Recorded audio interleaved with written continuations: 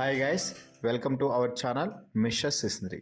Big Boss Telugu season 8లో ఇప్పటి వరకు ఒక లెక్క, ఇప్పటి నుంచి ఒక లెక్క అన్నట్టుగా ఈ సీజన్ సాగబోతుంది. ఇప్పటి వరకు జరిగిన నామినేషన్స్ అన్నీ ఒక లెక్క అయితే 12వ వారం జరిగిన నామినేషన్స్ మరో లెక్క అన్నట్టుగా జరిగాయి. ముఖ్యంగా ఇప్పటికే ఎలిమినేట్ అయిన కంటెస్టెంట్స్ హౌస్లోకి వచ్చి కన్నడ బ్యాచ్ని కడిగి పారేస్తున్నారు అని చెప్పాలి. నామినేషన్స్లో భాగంగా బిగ్ బాస్ హౌస్లోకి మణికంఠ ఎంట్రీ ఇచ్చి హాయ్ బిగ్ బాస్ అని తన బ్యాటింగ్ అయితే స్టార్ట్ చేశాడు. ఆ తర్వాత తన ఫస్ట్ నామినేషన్ నిఖిల్ని నామినేట్ అయితే చేయడం జరిగింది.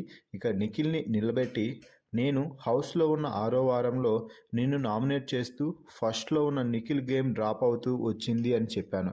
అప్పుడు నువ్వు ఒక మాట అన్నావు, గ్రాఫ్ని నువ్వు చూసావా అని. అవును, ఇప్పుడు నీ గ్రాఫ్ చూసే వచ్చా, అందుకే నామినేట్ చేస్తున్నా. నీ గేమ్ రోజు రోజుకి పడిపోతుంది, అది నీకు తెలియడం లేదు. నువ్వు టాస్కుల్లో ఎంత అగ్రెసివ్గా ఉంటున్నావో హౌస్లో అంతే ఎమోషన్స్తో ఉంటున్నావు. ఇక్కడ గేమ్లో ఉన్న నిఖిల్ కరెక్టా, హౌస్లో ఉన్న నిఖిల్ కరెక్టా అని ఎవరికీ అర్థం కావడం లేదు. దగ్గరగా నేను చూశాను కాబట్టి నువ్వేంటో నాకు తెలుసు, కానీ నీ రియాలిటీ ఏంటో బయటకు రావాలి. ఫినాలేకి మీరంతా దగ్గరగా నేను ఉన్నారు, కనీసం ఇప్పటికైనా ముసుగు తొలగించుకొని ఫినాలే వరకు ఉండాలి. నీకు క్లారిటీ లేదు. అస్సలు నువ్వు గేమ్ కోసం వచ్చావా, కనెక్షన్ పెట్టుకోవడానికి వచ్చావో తెలియడం లేదు. కనీసం ఇప్పటికైనా నువ్వు నీ ఆట ఆడకపోతే టైటిల్ విన్నర్ కావడం చాలా కష్టం నిఖిల్. నేను చెప్పేది నీకు అర్థమవుతుందని అనుకుంటున్నా. టాప్ 5, టాప్ 3లో ఉండాలంటే నువ్వు ఫస్ట్ 2 వీక్స్లో నీ క్లారిటీ ఆఫ్ థాట్స్ ఎలా అయితే ఉన్నాయో ఇప్పుడు కానీ అలాగే ఉండు. నీ ఆటపై నీకు క్లారిటీ లేకపోతే వేస్ట్ అంటూ చెప్పాడు.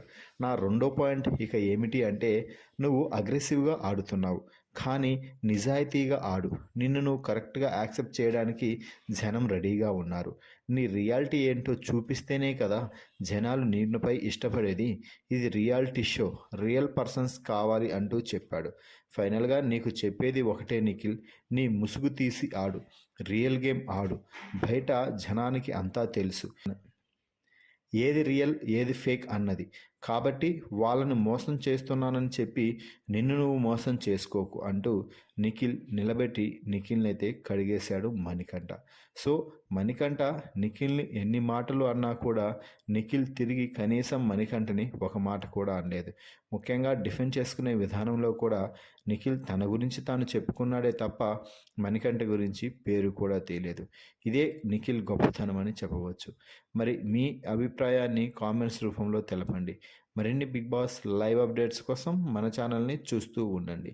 Please subscribe our YouTube channel mister సిసింద్రి.